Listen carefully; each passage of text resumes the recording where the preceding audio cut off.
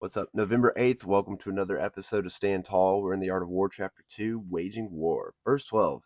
When their substance is drained away, the peasantry will be afflicted by heavy extractions. Sounds like taxes. 13 and 14. With this loss of substance and exhaustion of strength, the homes of the people will be stripped bare, and 3/10 of their income will be dissipated. While government expenses for broken chariots, worn out horses, breastplates and helmets, bows and arrows, spears and shields, protective mantles, draft oxen, and heavy wagons will amount to 4/10 of its total revenue. 15. Hence, a wise general makes a point of foraging on the enemy. One cartload of the enemy's provision is equivalent to 20 of one's own, and likewise a single picul or pickle or something, but one picul weighs approximately 133 pounds. Of his provender is equivalent to 20 from one's own store. Interesting. Let's see what our alternate translation says real quick.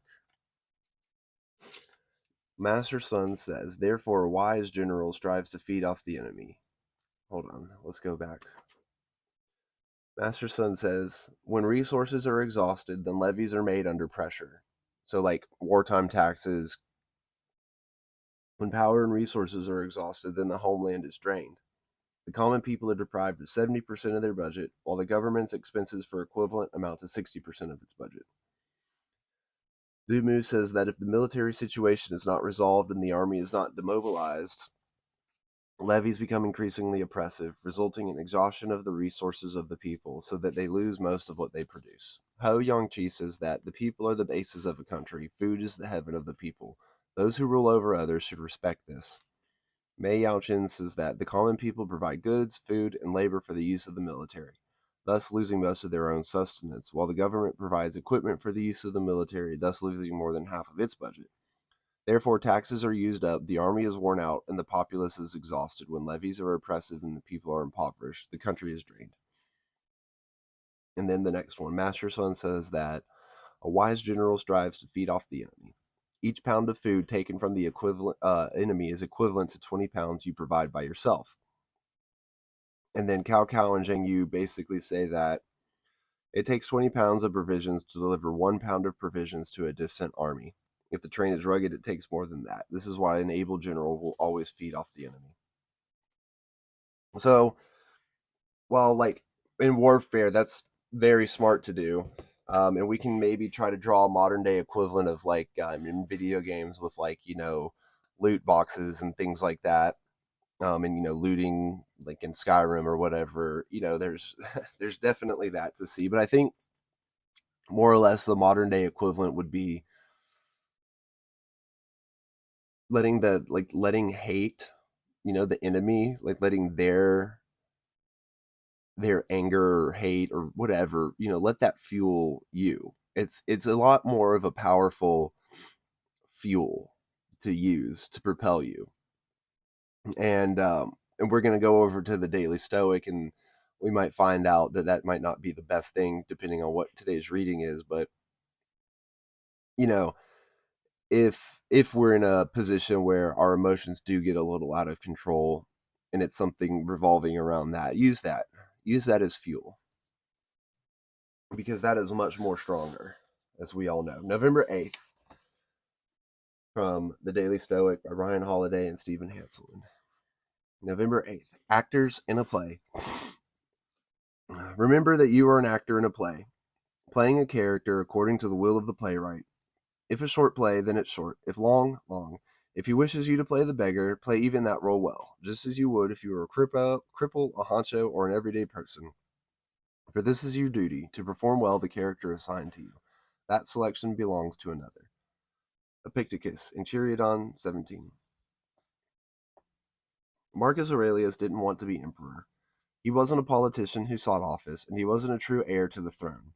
As far as we can tell from his letters and from history, what he really wanted was to be a philosopher.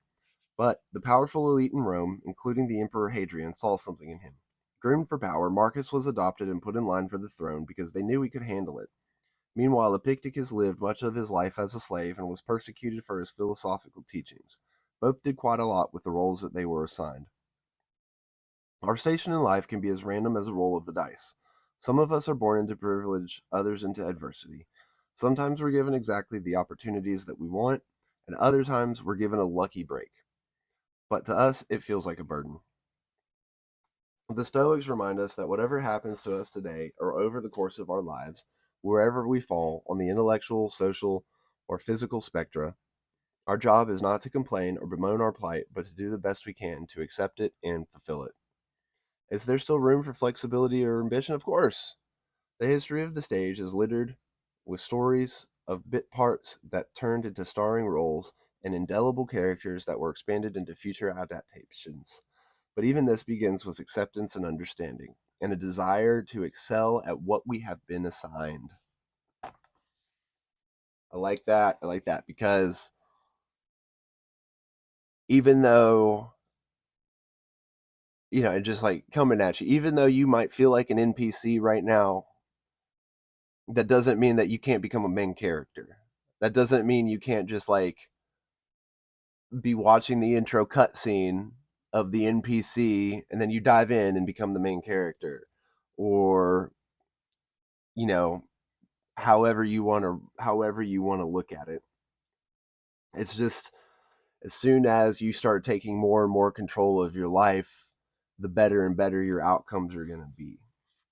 So you could be the side character or a cameo appearance, and then next thing you know, you're kind of the star of the show, or maybe it's just not your season. Maybe next season is your season. But if you're not doing the work, memorizing the lines, as metaphorically speaking, to play that part better and well, then it may not turn out. But that's why I think we do this, and we remind ourselves to keep standing tall every day, because the opportunities that come our way could define us, and that um, we could be one of the good people, or one of these side characters, and then we feed off like the enemy, the hate of one of the evil characters, and then that's what like launches us into taking control of our life. So on that note, let me know what y'all thought about today's readings, and we'll see y'all on the next one.